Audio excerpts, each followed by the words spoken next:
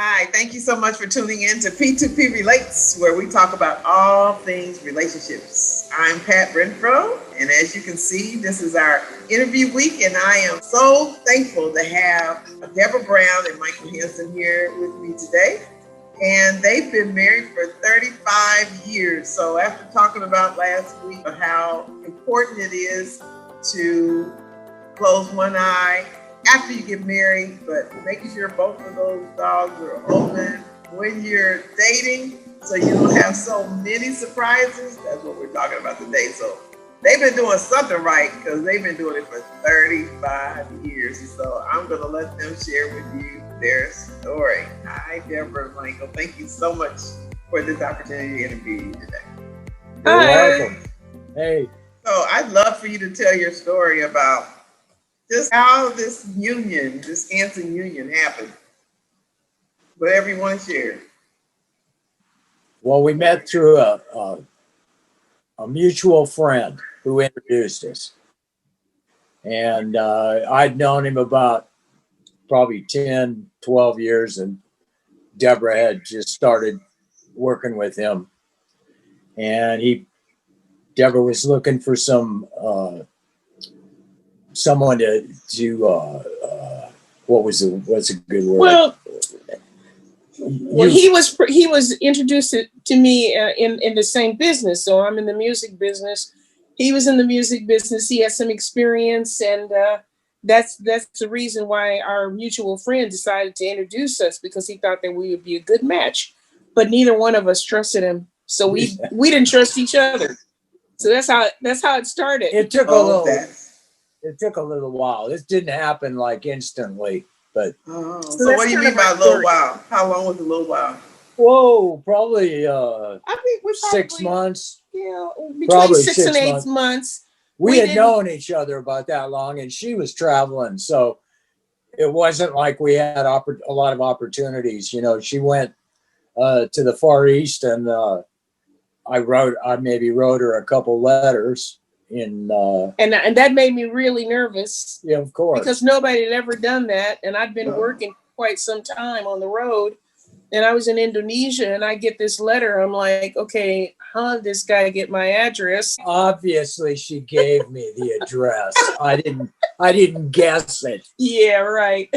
So that's kind of how it started, and it took a little while because I was nervous about him.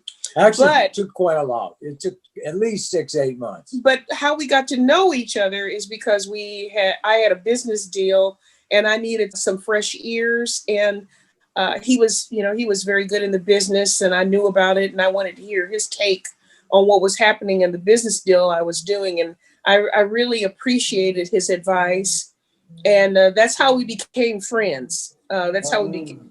We were friends first, and then it just, we started seeing each other a little more often, and that worked into something. And she was, like I said, she was traveling, and then she relocated to Europe, and we talked on the phone.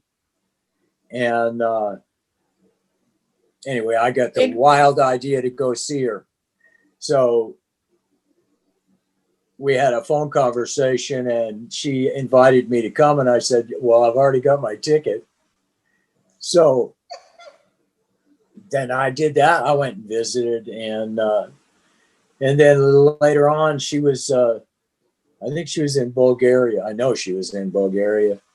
And I had already asked her if she wanted to get married, and she didn't answer, really. She didn't say no, but she didn't say yes either. So no, I think that was a resounding no. It might have been a resounding. When he came to visit, we had a nice time. Yeah. And he went back home, and I was in Bulgaria, and I thought, well, you know what? I think it's time to get married now. I was in my 30s, and I called him and I said, well, if that proposal for marriage still stands, I'll take you up on it. And that's how. And 3 months later, I went back to the United States, and he came from his town, and we married in my mother and father's hometown. So that's how we. It was 3 months before we, before we saw each other between again. between the decision to get married. He'd already made up his mind what he wanted to do, but I was the one that was really unsure about what marriage. I wasn't sure what marriage really meant. She's still not. One of these days it'll come to her. In any event, that's how we got started. It sounds like kind of an odd path, but because I'm a working woman, and I was a working woman, I've been working for 40 years, and I've been traveling and doing a lot of traveling. A lot of it at the beginning was with my husband. However, the most of it at the end was he was doing his job, but I was still traveling and working on the road. And yet our marriage was so cemented together mentally that there was no. Well, we were able to keep in constant contact, really. Yeah, our communication level pretty much daily. Yeah, our communication level is pretty high. Even in the days where we didn't have those phone calls were just horrendously expensive in those days. Yeah, we had $1,000 a month phone bills. Yeah, it was pretty awful. But so this is such a treat now for people to be able to communicate all over the world for free. It's just, it's really enhanced. It enhanced my business a lot. Made things a lot easier. And made our communication. We could FaceTime when I'm on the road, and it's really wonderful. We were, everybody's got a different story. It works or doesn't work, but everybody has a separate story. But communication. Ours is extremely unique. I quit a job and we relocated to Europe. And so we were joined at the hip for the first 10 years. I mean, we did everything together for 10 years. When we came back to the US, we had to separate that, and she took over her own business before I helped on her business. Mm-hmm. But then when we came back to the US, I got a regular job, but she was still traveling. But then, the communication thing had evolved to where we could do it without going bankrupt, trying to keep, and without being terribly lonely too. Right. No, being on the road for an entertainer is really tough because it's a lot of loneliness. You're by yourself a lot, and it really helps when you have that phone call, when you can have that communication. It keeps the relationship fresh, and it's so much fun when you get back together. Well, yeah, and it was, I knew what she was doing. She knew what I was doing, so we didn't really have to do it. In anything that came up. Trust level with couples that are on the road is a very high priority. You must trust one another, and it has to be real. Because if it's not, because I've known a lot of people, on the road that play around with their wife or their husband. You see it all the time, and I always wonder about that, because what it is, it's really that lack of communication and lack of trust.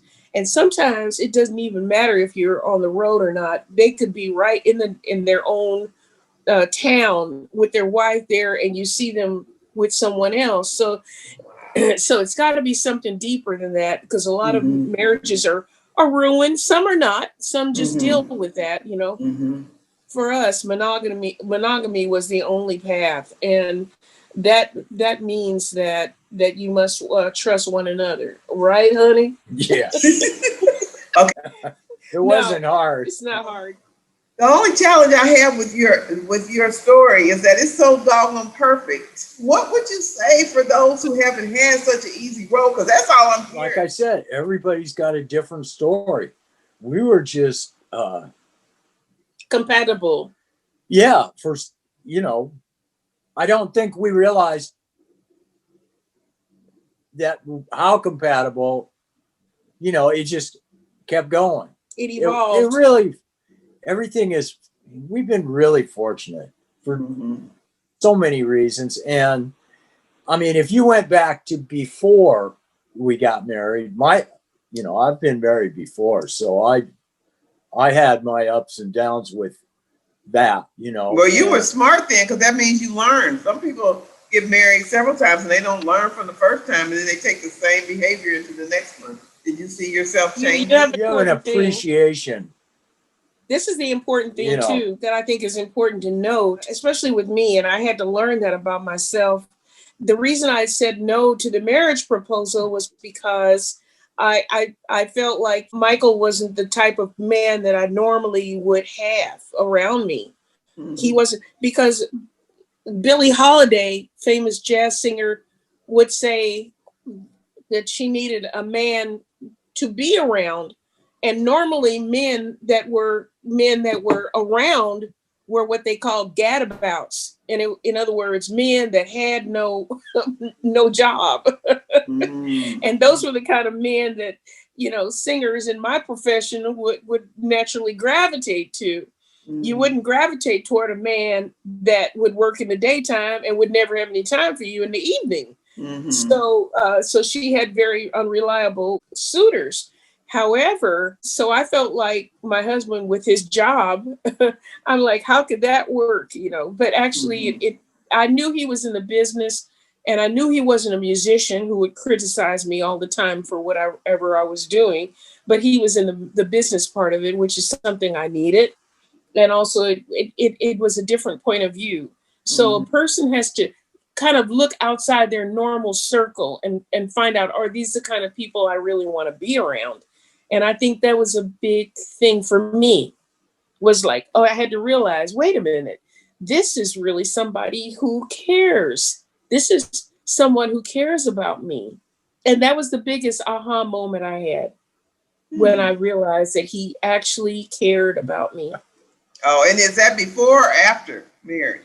That was before marriage. Oh, okay. And so what made me gravitate toward marriage is because I recognized that this was not the normal person that I would gravitate to. This was somebody that actually really cared about me personally.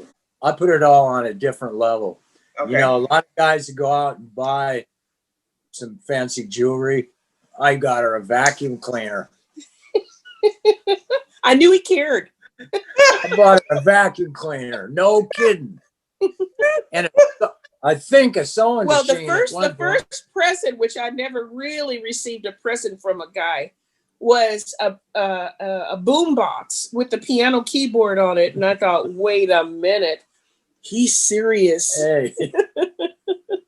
I was trying to be logical. Come on, you know. Get her something she needs, not something. I just didn't realize that he was a cheapwad. Oh, cheap. Yeah. Doc, she started calling me after we were joined at the hip. Then she started calling me Dr. No. It took her it took her a couple of years to get me to loosen up and tip appropriately while we were out on the road. So you was great. I was the guy that when the bellhop said, "Can I take your bags?" I went, man, I'm taking the bags. You're not getting nothing out of this deal. I love it. Well, we're about out of time, so I hate to bring it down. We'll have to do this again. I really want to hear you all tell me, in what ways did you close your eyes over the years, over the 35 years? I don't think we ever did. I think we realized, I know in my experience, people go in with a lot of high expectations. And I think we had not lowered the expectations, but I think we got more realistic. You know, it's a lot of women, and this is my opinion, start off with the white picket fence and the kids and the whole thing. That's in the back of their mind, right? And then things don't go that direction, and then you get this disappointment. And I think we had so many challenges at the beginning of our relationship that we had to face together and had no real control over. We had things we wanted to do, and we had to sit down together and figure out how to do them.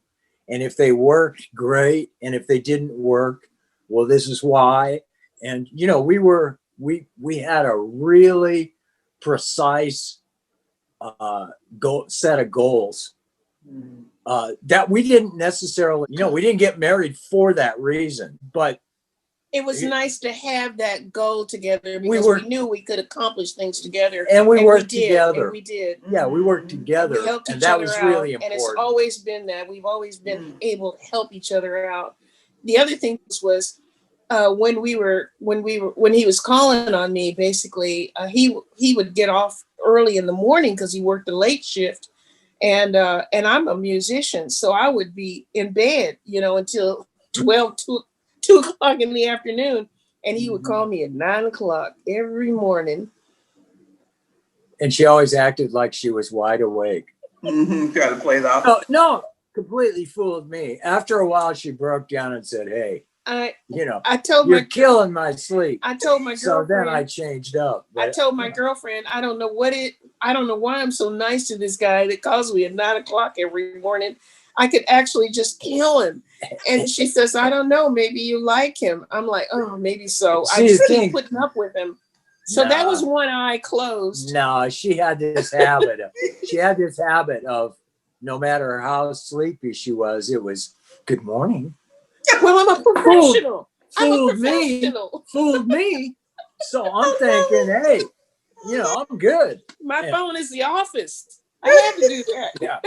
Well, you could have just said to him, "Hey, baby, thank you so much for checking on me every day. I love it, but I don't get up till noon because I don't go to bed." No. She had secrets when we first got married.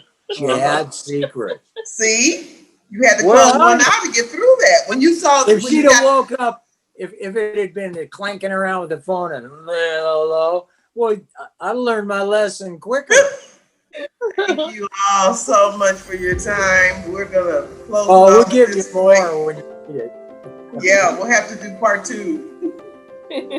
Thank you. Thank you. See you next week, and hit that subscribe button.